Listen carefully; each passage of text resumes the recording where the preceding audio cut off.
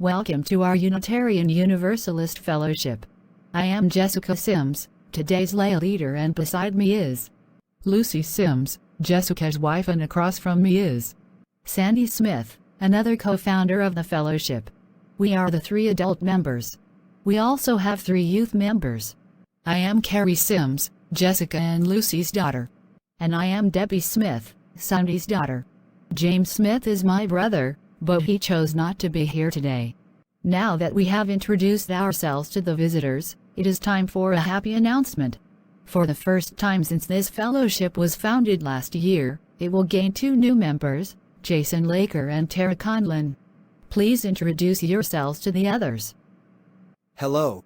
Until last month, I was a member of the local Baptist church, but a recent uproar regarding a disgraceful act by the church's pastor made me decide to leave the church. I want to serve a religious community motivated only by the highest standards of love and respect for others. I am Tara Conlon. I read about Unitarian Universalism on the internet after rejecting my parents' Catholic beliefs. Mainly, I saw the church as seriously outdated and irrational. For years, I searched for a better religious group and was about to give up hope until I met Carrie and Debbie at a rock concert last month and saw Carrie was wearing a necklace that clearly had a UU symbol. I asked her about it and she told me about her fellowship. I may be driving 100 miles, but it is worth it to finally connect with kindred spirits. Thank you so much for doing this. We are glad to have you, Tara. Now it should be noted that this fellowship, like all UU fellowships, churches and other organizations, is autonomous. We can come up with our own rituals for admitting new members. We will proceed by asking several questions. Though we do not have a binding creed or dogmas, we do have 7 principles that define our moral values, based strictly on reality and human need. Jason and Tara, do you affirm the first UU principle of the inherent worth and dignity of every person? I do. I most certainly do. Do you also affirm the second UU principle, justice, equity, and compassion in human relations? Yes, ma'am. Absolutely. Do you accept the third UU principle, acceptance of one another and encouragement to spiritual growth in our congregations? Yes. I do. Do you affirm the fourth UU principle, a free and responsible search for truth and meaning? Yes! Yes, certainly. That's why I am here. Do you also affirm the fifth UU principle, the right of conscience and the use of the democratic process within our congregations and in society at large? Yes, with all my heart. Definitely, I do. Do you also accept the sixth UU principle, the goal of world community with peace, liberty, and justice for all? Yes. I do. And finally, do you accept the seventh UU principle, respect for the interdependent web of all existence of which we are a part? Yes, I do. So do I. Then by the power granted me as lay leader of this fellowship, I hereby pronounce you, Jason Laker, and you, Tara Conlon, official members of the Unitarian Universalist Fellowship, with all the rights and privileges that come with that status. Congratulations.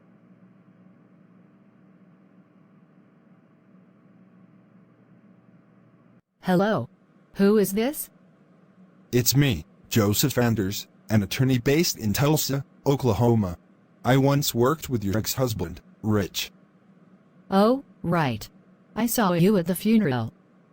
Anyway, I was calling to inform you that Rich had me be the manager of his estate in case of his death, and since that has happened, I was authorized to open and read the contents of his will and testament.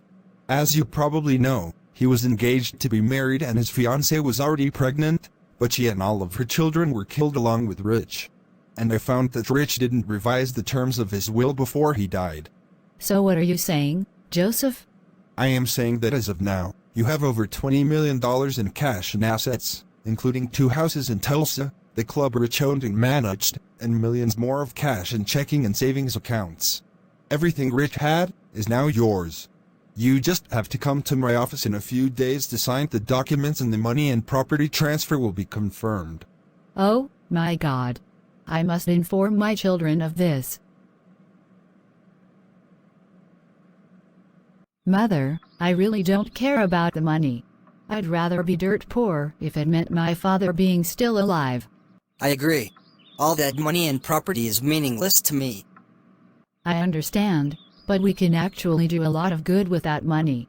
We could donate most of it to charity, or even buy a small church building to use for our UU fellowship. We now have 8 members, and it is possible we may be adding more in the future. An actual church building with a physical address would help a lot. I will get that. Miss Jenkins, what brings you here? Today, there was a complete split among our Baptist congregation, with more than 30 members defecting from the church over Reverend Dave Owen's recent behavior as well as his general dogmatic and intolerant attitude. Well, I can't say I'm sorry to hear about that. Bigotry and arrogance are often their own punishments. Jason Laker has already joined our Unitarian Universalist Fellowship. I see.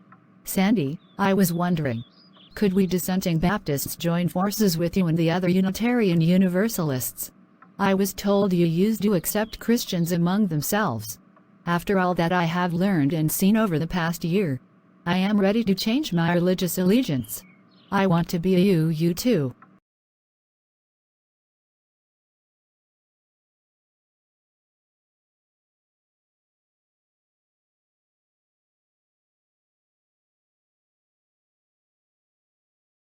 You tell me Rich left a will and testament, but I don't even hear about it until several months after he died.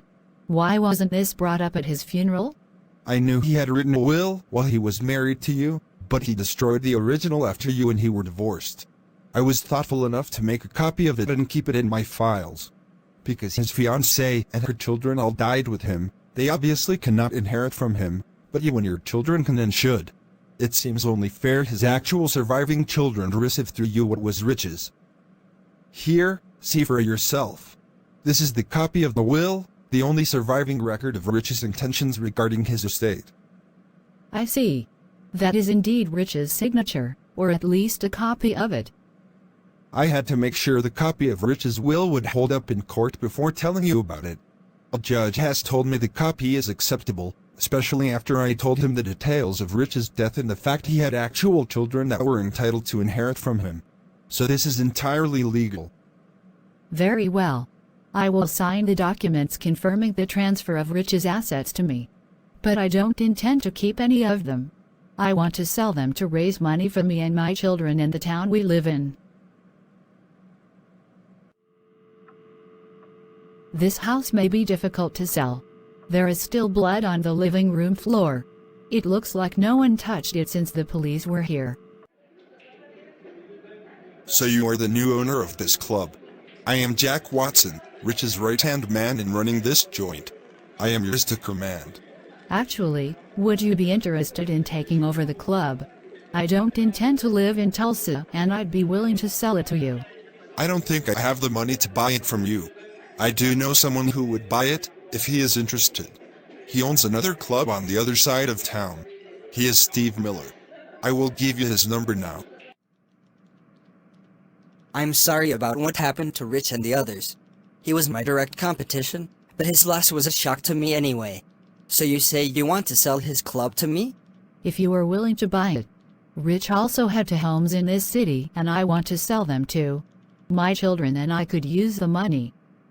I understand that I will make you an offer for all 3 properties. If you deem the offers acceptable, we will sign the documents together confirming the sale.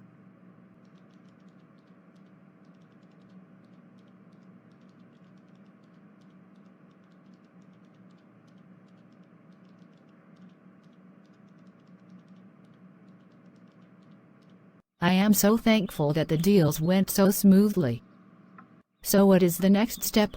Are we going to purchase an actual church building for the UU Fellowship? I don't think we have enough members to justify such a purchase. We might have enough, if we admit most of the former Baptists who defected from Reverend Owen's church. We don't even know most of those people. There is no certainty that they share our UU principles, like in the case of Jason Laker. Or even Carla Jenkins, for that matter. I think it best that they form their own Baptist church, where they can continue to preach Christian dogmas that we don't follow. I agree. but we can still consider some of them to be allies. If they were willing to break with Reverend Owen, we might win a few of them to Unitarian Universalism. I find it ironic that we seem to be as focused on proselytizing as Christian bigots. That's not true.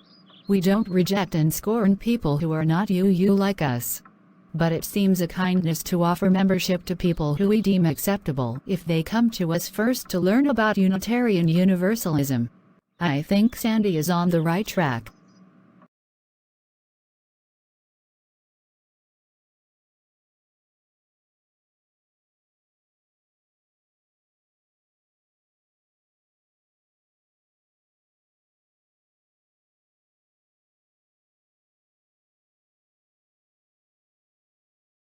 So how many members did you say you have? 8, possibly 9 if one more joins that has expressed an interest in it. I have an idea. Maybe the adult members of your fellowship can use your now huge financial assets to start a business, like a bookstore or a restaurant. You can have the place do its normal business on most days, and then close it for Sunday morning for services.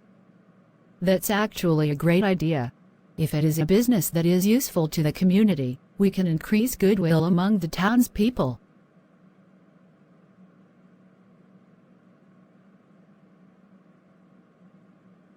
According to this report, there is a property near the center of town that has been vacant for nearly a year. It used to be a restaurant until it was shut down for too many violations by the state health department. Maybe we can reopen it. Do you cook? Yes, I love to cook. What sort of food could we serve?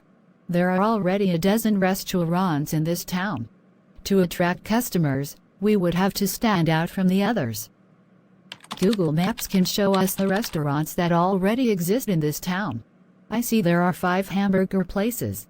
2 that sell only seafood. 2 that serve only chicken. 1 that serves only pizza.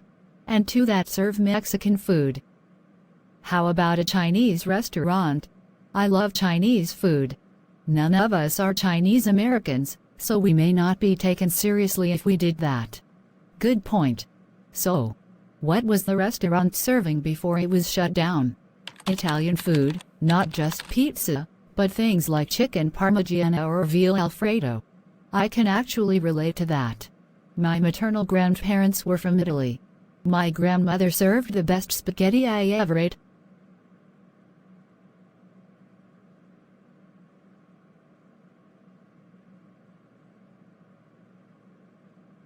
I like this setup, don't you? Yes, it looks great. Now we just need customers to walk in the door. This reminds me of when Jessica and I first met. So, do you want me to be the waitress here too?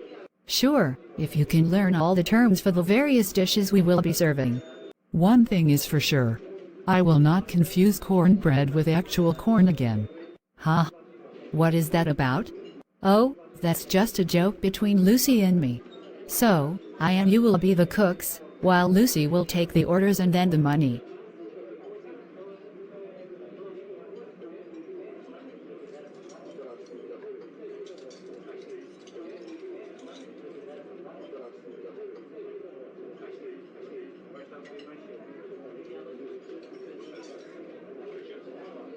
Welcome to the Tuscany Tavern.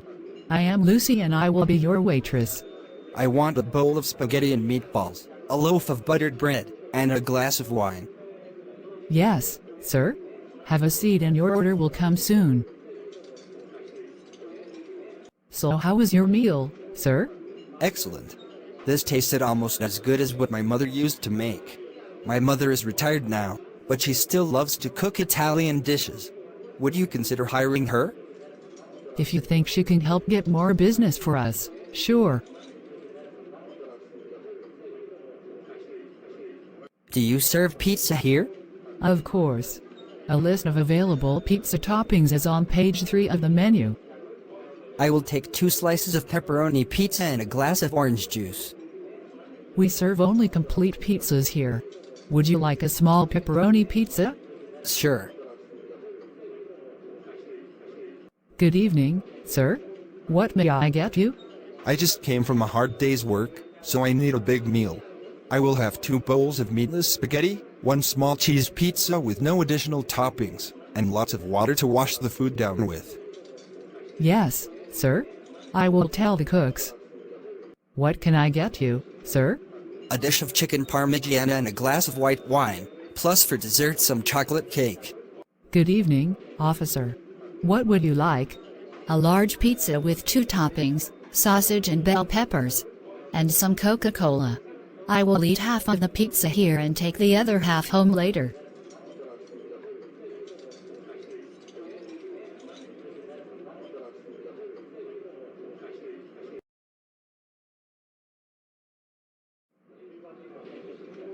Welcome to our restaurant, and thank you for offering your cooking skills to us, Mrs. Bentley.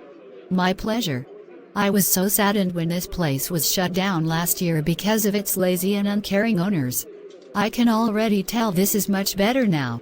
When my son told me of this place needing more employees, I was happy to come and see how I could help.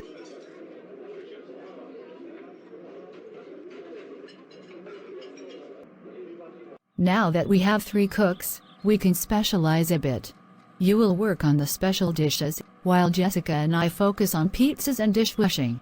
A good plan. Welcome to the Tuscany Tavern, Miss Jenkins. What would you like to order? Actually, I am not here to eat. I need your help.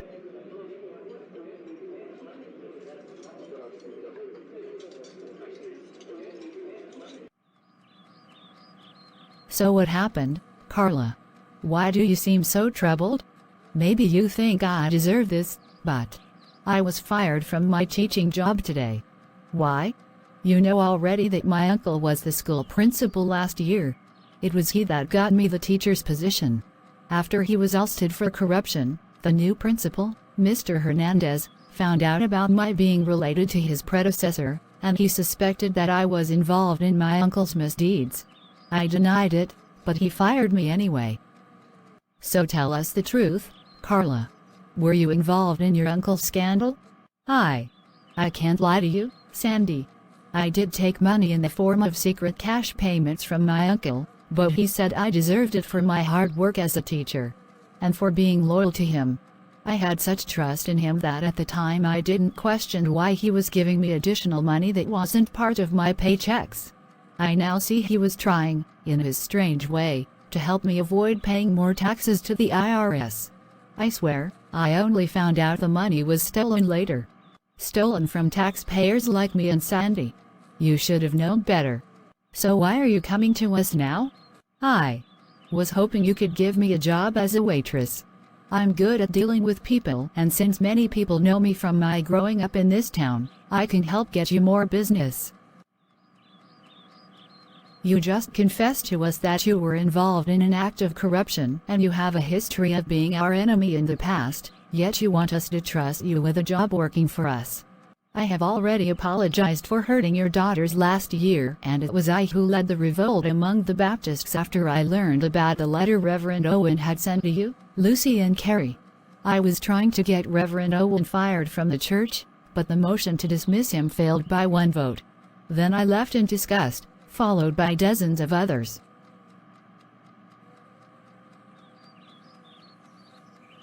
I believe in second chances, and so I am willing to give Miss Jenkins a chance with us. But only 1 chance. Let us hire her as a waitress. I will train her and then we will all watch her to make sure she does a good job. Thank you, Lucy. And I promise you won't regret this. I really do want to redeem myself. So be it. You are hired. But only on a trial basis. After 2 weeks we will do an employee evaluation of you to determine if you will stay. Do not fail us, Carla. We are very serious about our standards and you will have to measure up to them. Remember that, always.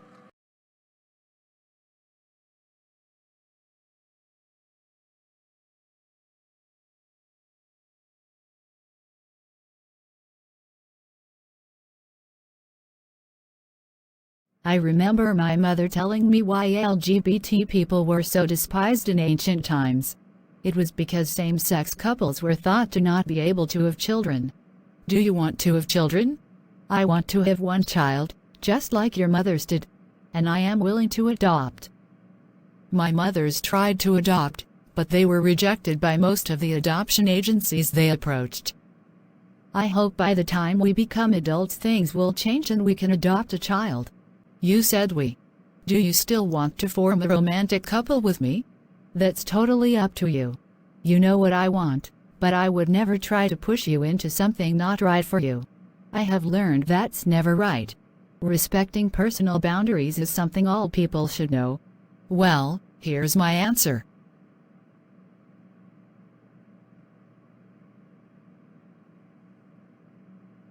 But you said you were not lesbian. So what are you? I guess I am bicurious, meaning I am willing to explore a same-sex relationship with someone I trust.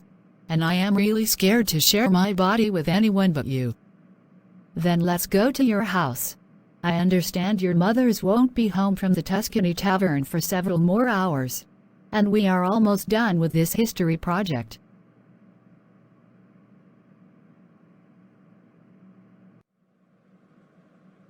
Are you ready? I think I am. Let's do this.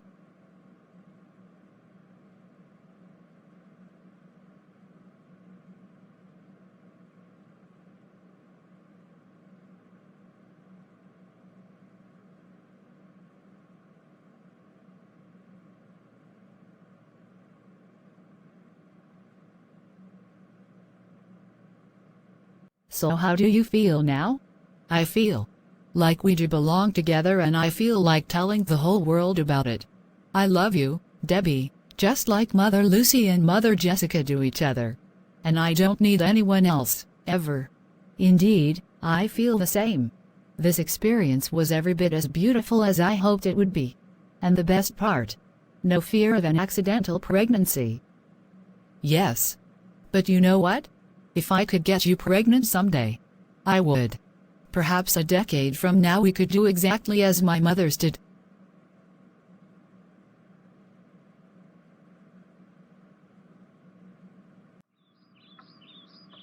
Mother Jessica, Debbie and I are now officially a couple.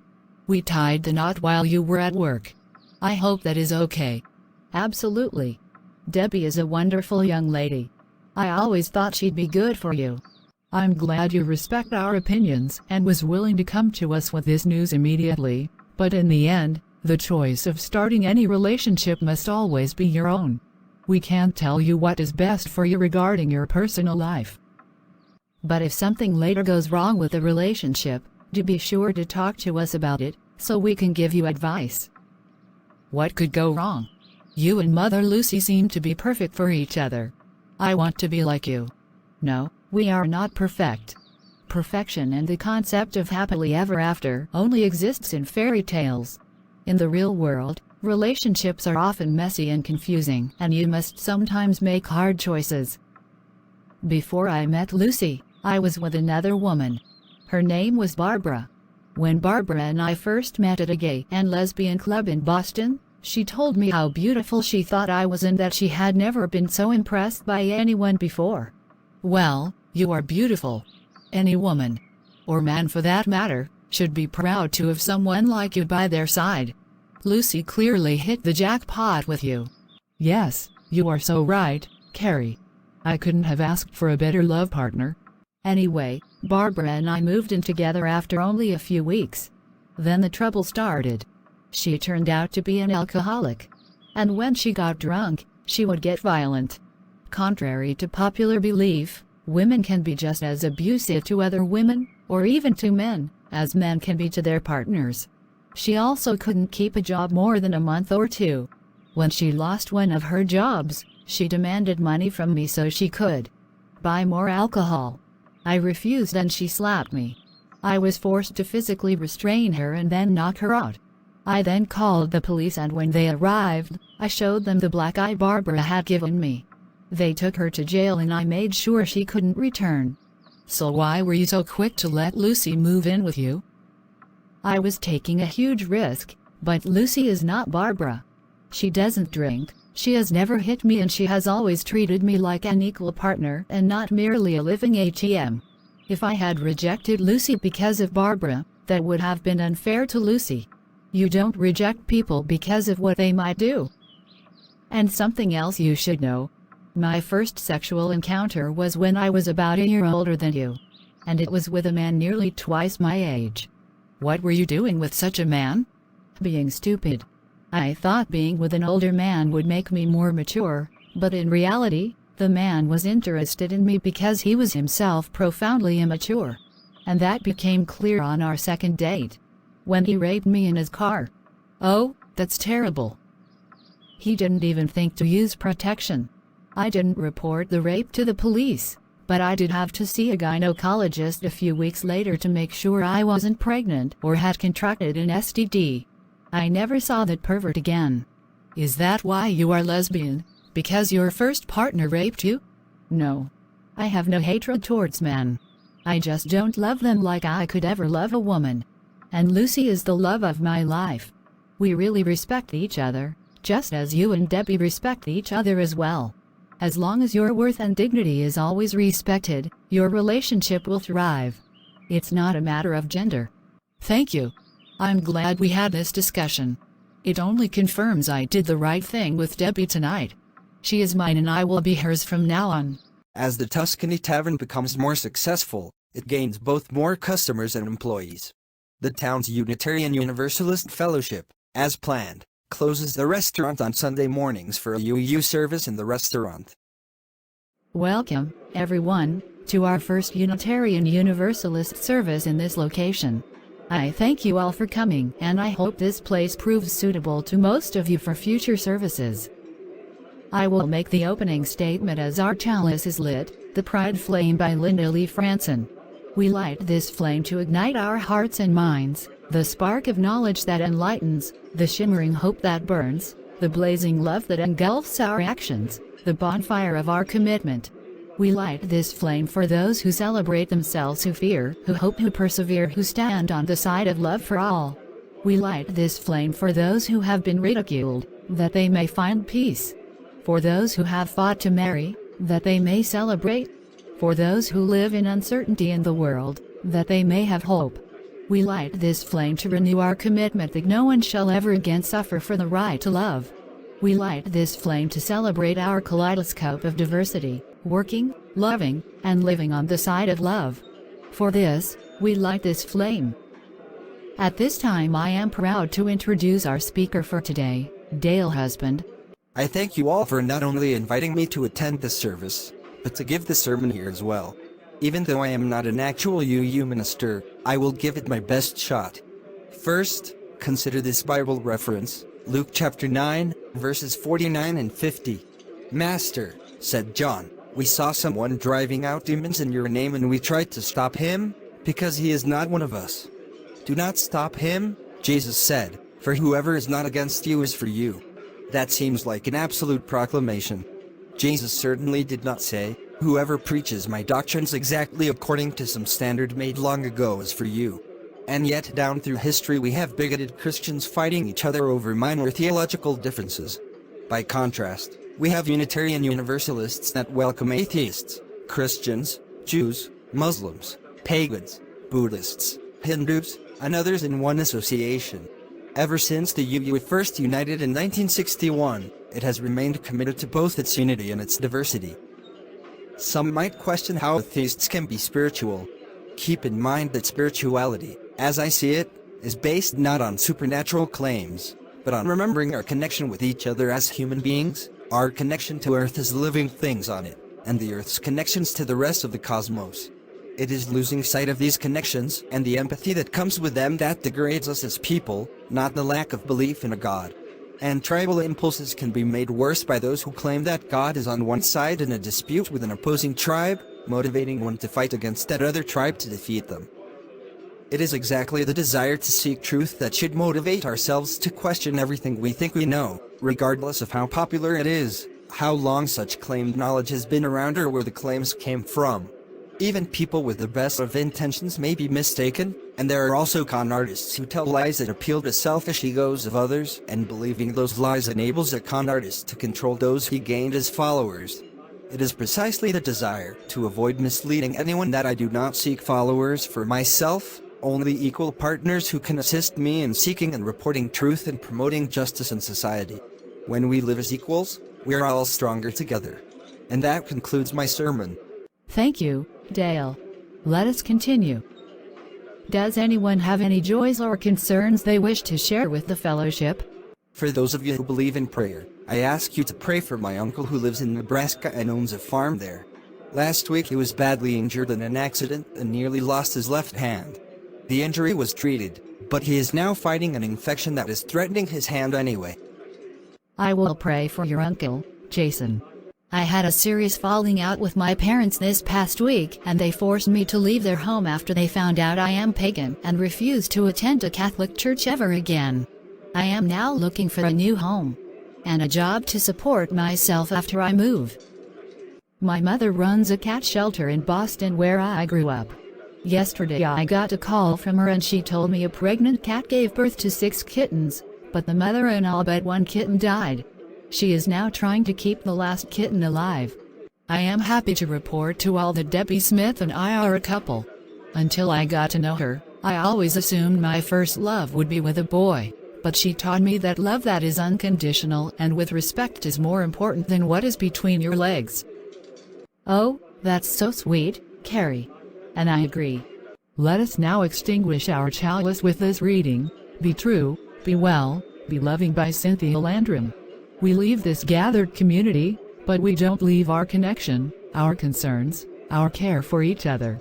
Our service to each other, to the world, and to our faith continues. Until we are together again, friends, be strong, be well, be true, be loving. A few minutes later. I'm sorry about what happened with your parents. I had to keep my atheism secret from my own parents until I got married to my husband Rich, and then we both came out to both our sets of parents.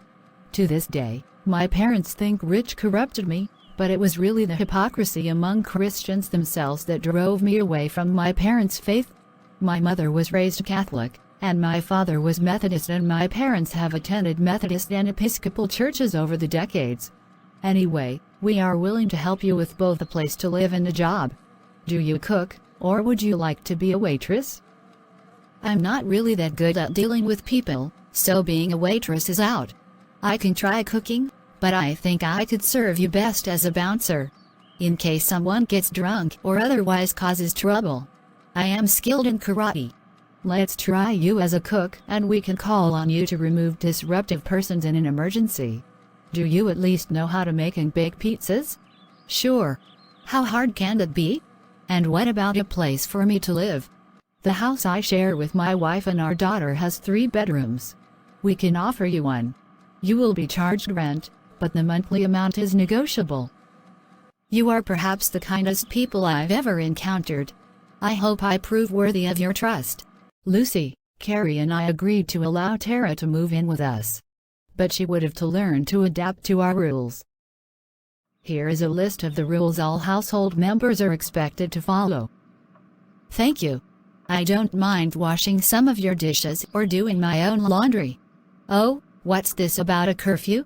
I understand that would apply to Carrie, but why me? I am 19. Oh, sorry. I will strike that from the list. As long as you do not disturb the rest of us, I guess you may come and go as you wish. The 3 of us are usually in bed by 11 p.m., so please consider coming home by then if you go out. So this is our guest bedroom. I hope you find it comfortable. I'm sure I will get used to it. Oh, the sun is setting. Did I tell you that I am literally a sun worshipper? You mean you actually pray to the sun like it is your god? Yes. At least we know the sun exists, and its role in supplying light and heat to the earth to make life possible is beyond question. Why not worship it instead of a god that may not exist and his role is highly questionable at best? Now, if you will excuse me, I need some time alone to meditate.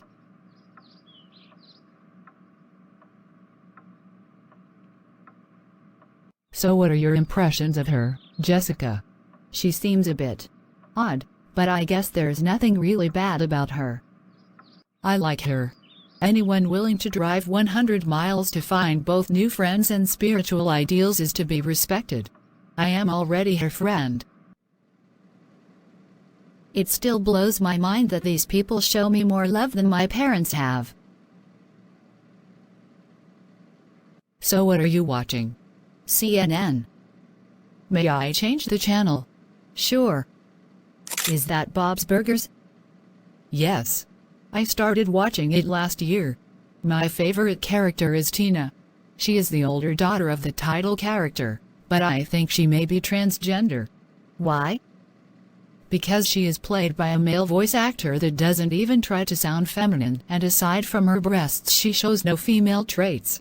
I'm guessing she is really a boy, but her parents won't allow her to transition, so she is forced to continue living like a girl.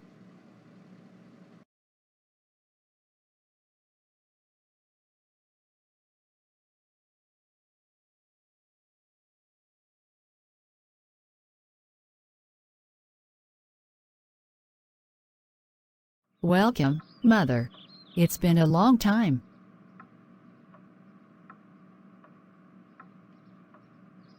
Yes, indeed.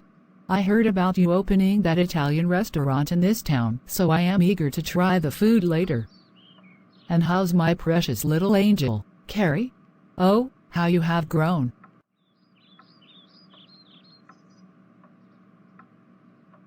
I'm doing great, Grandmother. I got straight A's last month, and I have many friends now. This is one of them, Tara. Oh, I'm just a guest in the house. Feel free to ignore me. Nonsense. Any friend of my granddaughter is a friend of mine. And do you go to school with her? No, Tara is 19. She learned about our Unitarian Universalist Fellowship from Carrie and decided to join it. She was raised Catholic, and her decision to embrace a different religion caused her to be kicked out of her parents' home, so she came to live here. I remember being raised Catholic also. When I became atheist, my parents also condemned me. I was so troubled by the rejection of them that I was wary of all religions, even Unitarianism. I thought it was just more superstitious nonsense. Now I am glad you found your way to it. It really does provide a strong foundation to resist bigotry and ignorance. A lot of kids get sucked into cults because they have no knowledge of how harmful religions can be when left unchecked by reason. I'm not a UU, but I have been to their churches several times and learned much about what religion can be in terms of seeking real truth. It's too bad they are the exception and not the rule, of course.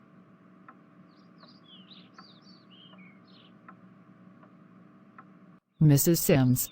Great to see you again.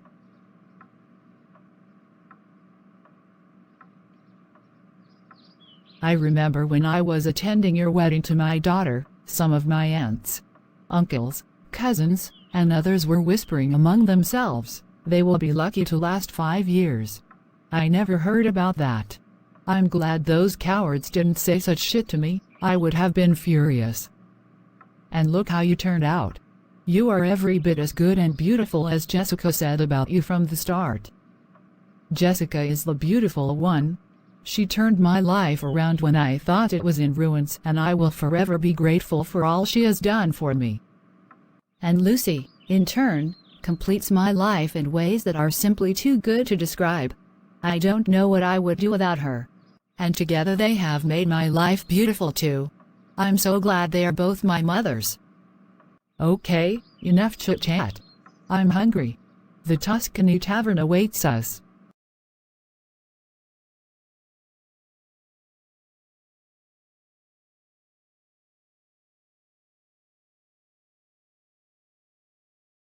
How long have you been running your shelter, Mrs. Sims?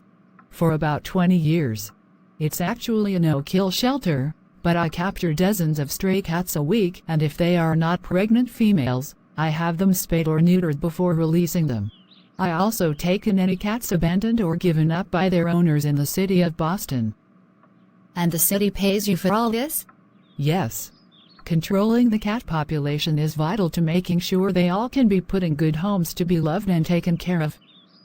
And what about dogs? Don't they need to be controlled too? Yes, of course. But I specialize in cats because they are much more useful in controlling the rodent population. Did you know that the killing off of cats in Europe during the Middle Ages led to the epidemic known as the Black Death? It was spread by rats and the fleas they carried. Had cats been around to kill and eat the rats, there would likely have been no epidemic. What about that cat you wear on your head? That was actually inspired by the Dr. Seuss story, The Cat in the Hat. In this case, it is a tiny hat that looks like a cat. I made it out of real cat fur. I see. Mrs. Sims, I've been trying to work as a cook at the Tuscany Tavern, but I can barely make pizzas and I've never been much of a people person, so I can't be a waitress. I think I can relate better to animals. Is your cat shelter hiring? You want to come to Boston and work for me?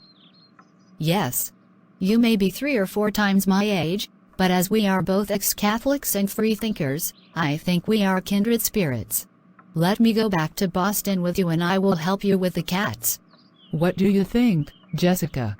I think Tara would be a lot happier with you in Boston than here in this small town. Take her with you. So far, so good. I just hope Sandy and Jessica will give me a good employee evaluation tomorrow. Oh no. Is that who I think it is? Carla Jenkins. Strange to see you here. I didn't think you were the type to be a waitress.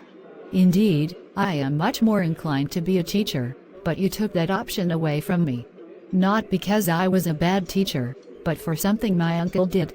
I had no control over what he did, nor did I even know about it until it was exposed by the state audit of the school. Do you really think it fair to punish me for someone else's sin? I also read about your conflict with the Sims and the Smiths over your using Bible stories as English lessons, leading to a lawsuit. Having dealt directly with the daughters of those families and even read about their political beliefs, it is clear you understood far less about issues of justice and integrity than they did. Religion belongs only in a house of worship or at home, never in school. Carla, is there a problem here? Why haven't you taken that customer's order and seated him yet? Mrs. Smith, you work here too? I am the owner and manager of this place, and Carla is one of my waitresses.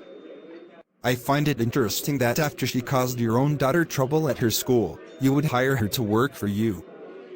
Carla came to me asking for help, and I decided the best way to make her change her attitude was to show her mercy and give her a chance to redeem herself. And you are supposed to be an atheist, but you seem to be more like a Christian than a lot of so-called Christians I know. Christians do not have a monopoly on virtues. The golden rule is common to most religions, and even among the non-religious. If I were jobless, I would appreciate Carla offering me a chance to do honest work too. Speaking of which... Oh, of course. What would you like for dinner, Mr. Hernandez? A medium pepperoni pizza and a glass of wine, red wine preferred. Yes, sir. I will take your order to the cooks. How was your meal, Mr. Hernandez? The pizza was a bit dry, but still worth eating. I was going to leave Carla a tip, but she's gone. I sent her away so we can talk frankly about her. It's been a bit awkward being her boss. Despite I and my daughter starting out on bad terms with Carla, she is in fact a good teacher, and only a fair waitress. She belongs in a school. If you put her through a trial run, and she does well at teaching again, would you take her back? I think I would, considering there was no real evidence that she was directly involved in her uncle's embezzlement scandal. But what about her using the Bible in class? Isn't that a concern of yours? People can change, and I don't think Carla is as inclined to jam religion down people's throats as she used to be. She has apologized to me directly for her wrongdoings and I have forgiven her. I think you should too. Very well. Tell Carla to come to school and see me Monday morning at 8 a.m. Maybe we can come to an agreement.